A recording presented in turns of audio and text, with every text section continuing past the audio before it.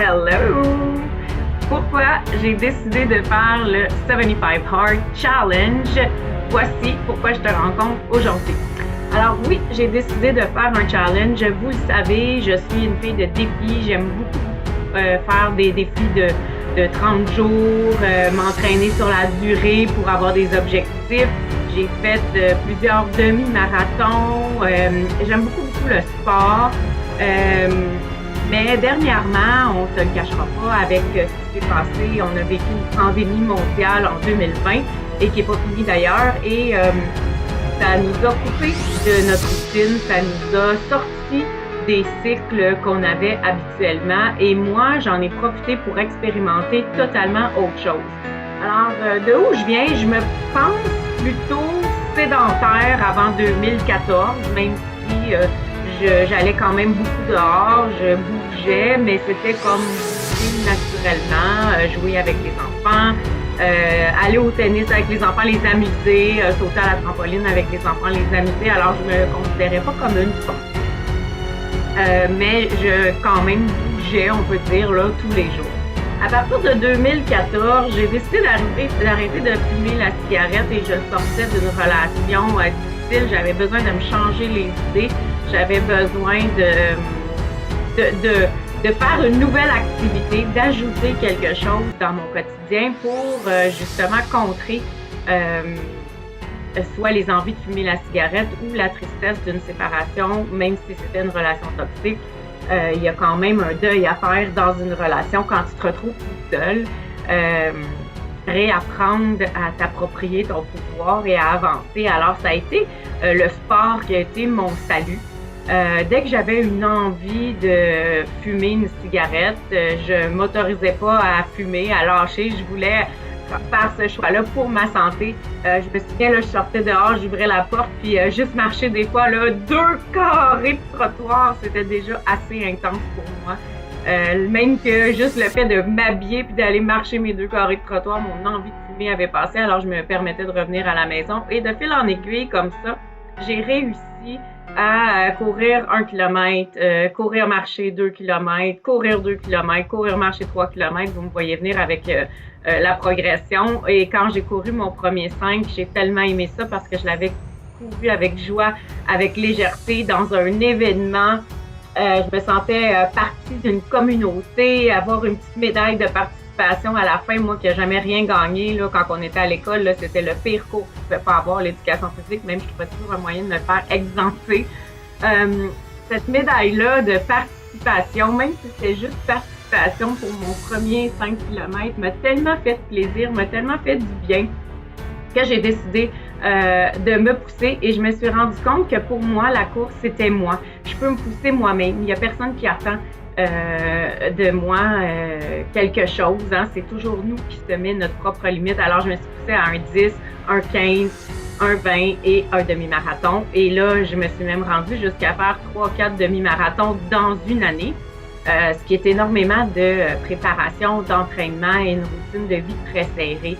Et pour courir un demi-marathon, bien c'est sûr que j'ai dû apprendre à gérer, à mettre des cases dans ma vie pour l'entraînement, pour la nutrition, pour prendre soin de moi, la récupération aussi, parce que s'entraîner fortement, c'est aussi de bien récupérer, bien dormir, lire, prendre des bains, changer d'air, faire de l'étirement, hein, fait qu'il n'y a pas juste la musculation qui compte, malgré que j'ai dû apprendre aussi à faire de la musculation, parce que c'est beaucoup plus facile de courir quand tout le corps est entraîné. Et ça m'a amené à aimer la discipline, aimer les cases horaires prévues, préparées. Ça m'a aidé à aimer que mon agenda soit pré-rempli de cases, que à travers ça, tu sais, je pouvais quand même les bouger. Si je décidais de courir le matin, puis que tout à coup, là, ce matin-là, je pouvais pas, ben, je savais que j'avais une possibilité de déplacer cette case-là. Et tout à coup, automne 2019, accident d'auto majeur, complètement alité, pas de sport pendant plus de 6 mois, pandémie par-dessus ça. Je me suis dit, OK, comment je pourrais vivre ça dans la joie, dans le plaisir, ce non-sport-là pour une fille qui était quand même habituée de bouger. Et je me suis laissée vivre l'expérience, autoriser la nonchalance, la paresse, Finalement, j'ai découvert Netflix. Ça faisait plusieurs années que je n'ai plus d'abonnement à un câble télévision, donc je n'écoute pas rien qui passe à la télé. Euh, je préfère aller chercher les nouvelles que je veux voir de d'autres façons. Et j'avais quand même un abonnement Netflix pour écouter un petit film une fois de temps en temps. Et quand je dis une fois de temps en temps, là, c'était vraiment très rare. Je préfère écouter des podcasts, des émissions qui vont me remplir de connaissances, de croissance, qui vont m'amener à aller plus loin. Donc, c'était comme ça que je passais mes temps libres. Mais là, en 2020, je vous avoue, j'ai vraiment découvert Netflix. J'ai vraiment découvert la paresse de bencher sur le divan, puis démarrer une série, puis la finir 6 heures après, 8 heures après, parce que tu as écouté tous les épisodes en 1 ou 2 jours. Je me suis autorisée à faire ça. C'est sûr que l'accident d'auto m'a aidée dans un sens où je n'étais pas capable d'aller courir tous les jours et la pandémie a obligé que je ne pouvais plus faire mes autres sports. Et au lieu de les faire à la maison, parce que tout est toujours possible, j'ai choisi vraiment en 2020 d'expérimenter, comment on pourrait appeler ça, la stagnation, l'inertie, le non-mouvement, donnez-le le nom que vous voulez, mais j'avais besoin d'expérimenter cette pause-là pour me rendre compte finalement depuis quelques mois, depuis environ Noël 2020, que mon corps a besoin de bouger, mon corps a le goût de bouger et quand je bouge, j'ai un excellent mindset. J'ai toujours un mindset très fort, mais j'arrive à en faire plus dans mes journées. Je me trouve plus performante et je me trouve plus disponible pour les autres quand je bouge. Parce que quand je bouge, c'est-à-dire je prends un moment pour moi. Donc, quand je choisis de prendre un moment pour les autres, que ce soit ma famille, mes enfants, mon conjoint quand j'en ai un, parce que là, j'en ai pas, il y a une disponibilité d'esprit, il y a une clarté d'esprit qui est là, qui fait que je peux être vraiment présente à l'autre, ouverte à l'autre. Les échanges d'amitié sont plus puissants, plus connectés, plus ressentis. Et ça, c'est sûr que la pandémie, ça nous l'a fait toucher parce qu'on n'a pas de contact avec les autres. Mais je pense qu'on a toujours le choix. Je pense qu'il y a toujours des moyens de garder ces racines-là ou ce qui nous fait du bien, même dans un temps de limitation gouvernementale. Donc, je me suis questionnée, qu'est-ce que je pourrais bien faire pour retrouver cette structure-là sans toutefois me sentir obligée, sans toutefois me sentir que je suis dans le « il faut », sans toutefois avoir cette rigueur, rigidité-là qu'un entraînement, exemple de demi-marathon, demande. Je me suis dit, j'ai appris dans la pandémie que briser des cycles, briser le rythme, le règne de vitesse, c'est le fun. C'est le fun en quelque part de ne pas savoir ce qui va nous arriver parce que ça laisse place à la spontanéité, ça laisse place à beaucoup de surprises des autres et de l'univers. Alors, j'ai le goût présentement de continuer de bien manger, continuer de bouger, remettre plus de bougeotte à l'horaire et de l'encadrer pour diriger mon chemin, diriger mon énergie, mais surtout me choisir. Se choisir, c'est vraiment un mot à la mode. Je suis très consciente, mais on est dans une énergie planétaire de choix. Ça fait 40 ans, même plus que ça, qu'il y a des mouvements où on doit se choisir, où on enseigne que à un moment donné, le règne de vitesse, le rôle sociétaire patriarcal, hein, le côté là, intensité, performance doit se calmer un petit peu pour revenir à l'être humain. Et je me suis dit, comment je pourrais faire un entraînement, une structure à mon horaire, tout en performance, mais subtilement, en douceur, en flexibilité et en amour de moi. Et j'ai essayé toutes sortes de trucs. J'ai essayé vraiment toutes sortes de trucs et je mets souvent des défis un à la suite de l'autre. Je vais me faire un 30 jours pas d'alcool, je vais me faire un 30 jours de shake matinal intense, que je le prends toujours à la même heure, puis je mets pas d'autre chose dans mon shake que de l'eau. Je vais me faire je vais essayer la diète keto, je vais essayer toutes sortes de trucs, je vais essayer des sports différents. Et là, quand je pars vraiment fort sur une routine. J'ai fait de la boxe pendant 5 ans et j'en faisais 4 fois par semaine à travers la course tous les jours et le yoga que j'ajoutais là-dedans aussi. Donc, je me suis dit comment je pourrais retrouver cette structure, cette énergie, cette rigueur, cette volonté de m'occuper de moi, mais avec flexibilité et douceur. Et depuis 2 ans environ, 1 an et demi au moins, je vois un fameux challenge qui s'appelle 75 Hard Challenge qui a été créé par Andy Frisella. Alors, j'ai imprimé ici. On peut voir son nom, Andy Frisella. C'est parti aux États-Unis et c'est un gros bonhomme, un peu badass, bodybuilder, qui a parti de ce challenge-là. Et c'est un challenge qui est en fait très difficile pour le corps, surtout si on part de zéro. Et lui, ce qu'il voulait, c'était de rester motivé, devenir qui nous sommes et surtout, gagner la guerre avec notre mental.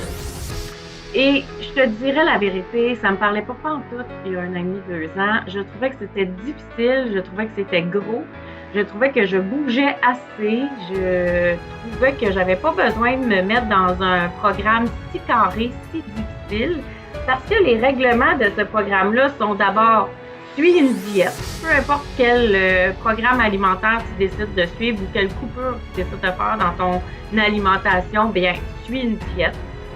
Entraîne-toi 2 fois par jour, minimum 45 minutes de l'entraînement, dont 1 fois obligatoire dehors. Pas d'alcool, pas de cheat meal, pas de récompense, sauf après le 75 jours. 1 photo par jour pour voir tes progrès. 1 gallon d'eau par jour et 10 pages de lecture inspirante. Pas de roman, pas de fiction. On est vraiment dans la connexion avec le mental, bâtir ton mindset, entraîner ton cerveau au positif. Et si tu échoues, ne serait-ce qu'une de ces choses-là dans ton 75 jours, tu repars au jour 1. Alors, je trouvais ça très lourd comme programme, je trouvais ça très difficile comme programme et je trouvais que moi, mon entraînement quotidien me suffisait jusqu'à récemment. Jusqu'à récemment où, en janvier, j'ai fait un beau programme 30 jours avec Arbonne de nutrition. Ça a été génial. Je me suis sentie vraiment légère par en dedans, même si physiquement, j'ai pas tant perdu de poids. En février, j'ai fait le 28 jours du défi sans alcool de la maison Jean Lapointe. J'ai adoré. Je trouvais que ma tête était claire, que toutes les situations, même les situations se passait mieux. On a les idées claires et on n'a pas le syndrome de un peu dépressif là, des 2-3 jours qui suivent une consommation d'alcool ou une consommation de sucre. Et là, en mars, je n'étais pas dans un défi quelconque à part que d'aller courir le plus souvent possible dans la semaine.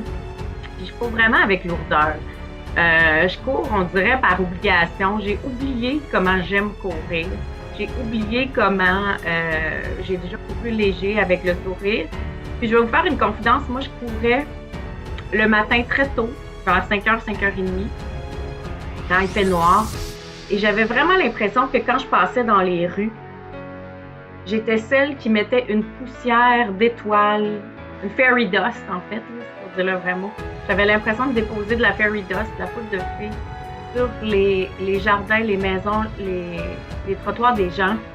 Et que grâce à moi, grâce à cette énergie, à cette intention-là, de leur déposer de la poussière d'étoiles partout quand je passe, ben ces gens-là, ils allaient peut-être passer une meilleure journée parce que j'étais passée le matin devant chez eux. Et juste ça, je courais avec joie, je courais avec légèreté, je courais avec bonheur. Et ma journée après ça, là, elle était active, productive, remplie de bonne humeur. Et j'avais le temps d'en faire 2 fois plus que quand je m'assois sur mon divan pour regarder le temps passer.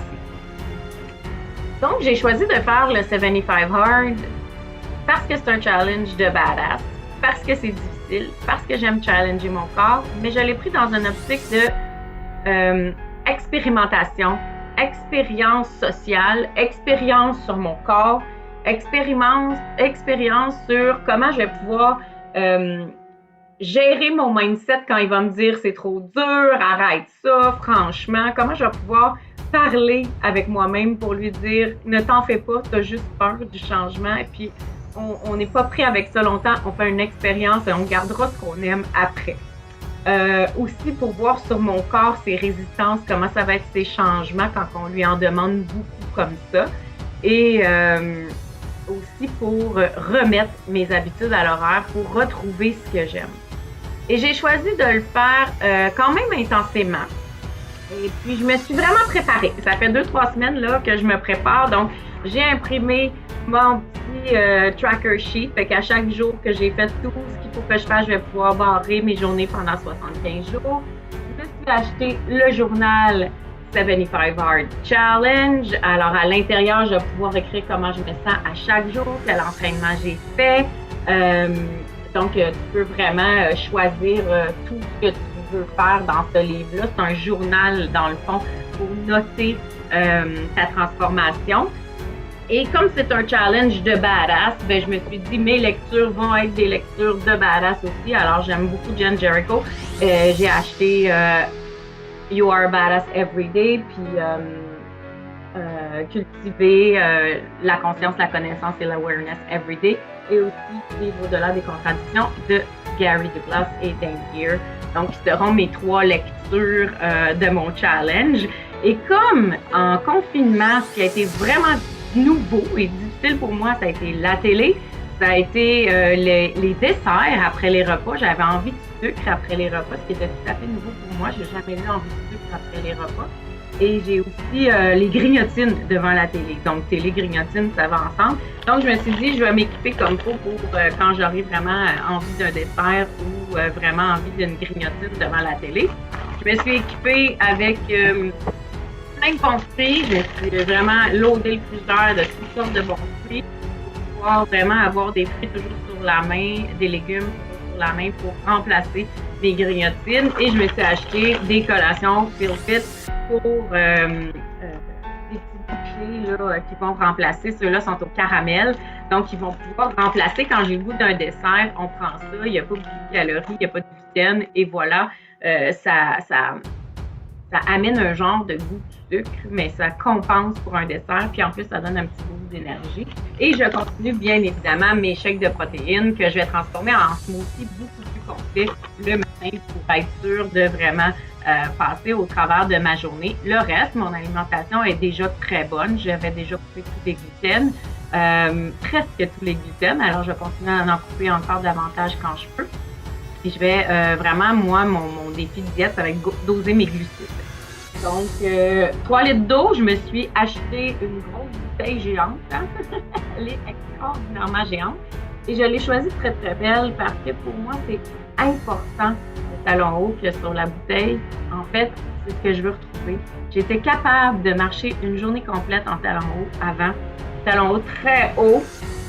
Et je rêve de pouvoir aller en quelque part au restaurant quand les restaurants vont réouvrir en marchant dans mes talons hauts parce que je les ai mis ceux-là là, pour une session de photo l'autre fois. Puis je te jure qu'après 4 heures de session de photo, j'étais brûlée et je les trouvais très hauts.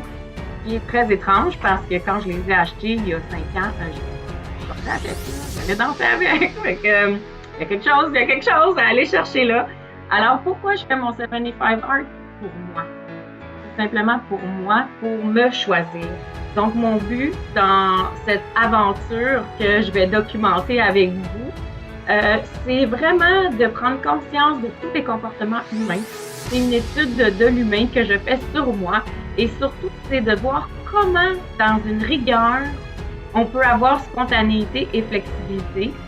Comment, dans cette rigueur-là, je vais pouvoir avoir du plaisir et surtout me lever chaque matin en disant je fais mon 75 Hard Challenge, je choisis de faire mon 75 Hard Challenge. Je choisis, je le fais par amour pour moi, pour me donner du temps à moi et non pas parce qu'il faut. Et non pas parce qu'il faut que je fasse du poids, parce qu'il faut que j'aille des abdos. Non, j'ai pas d'attente sur le résultat physique de mon corps. Je me fais un challenge vraiment émotionnel parce que je veux voir ce que tous ces changements-là vont m'apporter comme positif et je veux apprendre comment soustraire des choses de ma vie, donc me prioriser, me choisir, choisir mieux.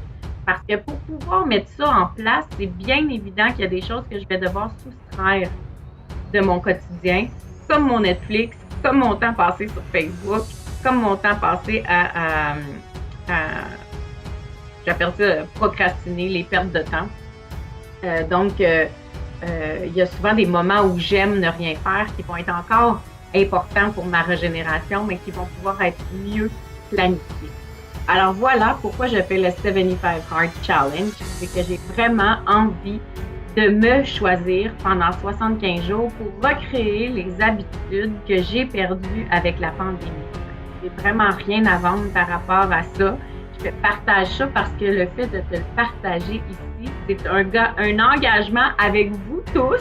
Donc, je vais être vraiment gênée d'abandonner. Alors, le fait de vous le partager, je vais devoir le faire au complet et je vais pouvoir vous partager comment ça se passe. Parce que c'est pas vrai que pendant 75 jours, je vais être motivée, je vais avoir le mindset dans le tapis, le corps va en souffrir à faire 2 entraînements par jour qui n'a pas fait depuis 1 an. Et quel entraînement je vais choisir, je ne le sais pas. C'est certain que je vais remettre de la musculation à l'horaire, c'est certain que je garde de la course et je vais en mettre plus à l'horaire, mais je vais voir quelle sera la façon d'appliquer les entraînements au quotidien avec flexibilité et amour pour moi. Et c'est ça que je veux apprendre avec le 75 Hard Challenge. Je veux vraiment pouvoir aller plus loin que le mindset qui dit que ça vaut pas la peine, qui dit que c'est pas le temps. La petite voix à l'intérieur qui fait franchement pourquoi tu obliges tout ça. C'est vraiment un choix pour moi. Chaque matin, je vais pouvoir me lever, choisir d'aller m'entraîner pour moi, pour me donner du temps à moi, choisir que c'est meilleur pour moi d'aller prendre une marche que d'écouter une série. Peut-être que je l'écouterai en prenant ma marche.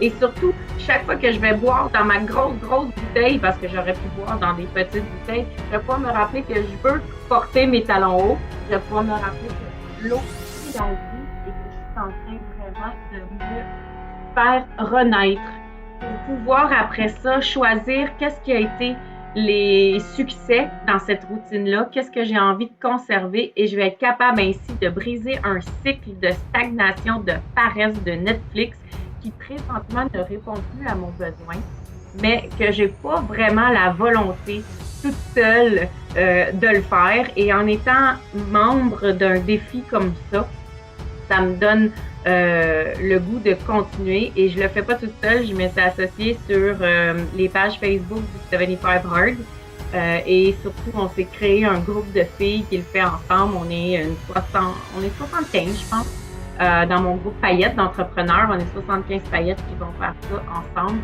Donc, c'est motivant et je me sens moins seule, même si c'est à distance, puis même si tous les trainings vont être seuls. Donc, je vous tiens au courant et on verra si ma shape va avoir changé, comment mon mindset va avoir changé, si ma peau va avoir changé. Je vais prendre mes mensurations quand je vais commencer, puis je vais les reprendre à la fin, puis je vais oser vous partager tout ça. Donc là-dessus, je te dis pas de faire un 75 hard, je te dis pas de te pousser tes limites. Moi, je sens que mon corps est capable de le prendre présentement. Je te dis juste que quand on veut, on peut. Il est toujours le temps de briser un cycle. Et surtout, il n'est jamais trop tard pour se choisir. Que la couleur soit avec toi. On se parle bientôt.